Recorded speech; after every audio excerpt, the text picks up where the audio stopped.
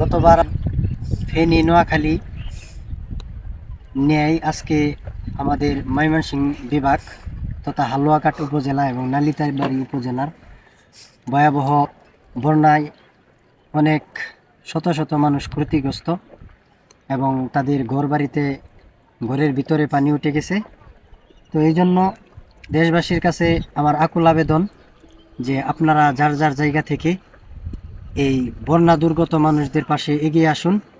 এবং এই যে আপনারা দেখতে পাচ্ছেন যে মানুষের বাড়িঘর, এবং এই পাশে দেখেন মানুষের অনেক, আপনারা জানেন যে উত্তর অঞ্চলে ময়মনসিংহ বিভাগে অনেক মানুষ অনেক গরিব, দিনমজুর ফিশারিতে মাছ চাষ করে তারা জীবনযাপন করত। তো এই বন্যাতে অনেকের মনে করেন যে আপনার এই ফিশারি তলিয়ে যাওয়ার কারণে অনেক ক্ষতিগ্রস্ত হয়েছে এবং তাদের বাড়িতে এখন পর্যন্ত অনেক পানি। তো অনেকের ঘরের ভিতরে আপনার খাটের উপর পর্যন্ত পানি উঠে গেছে।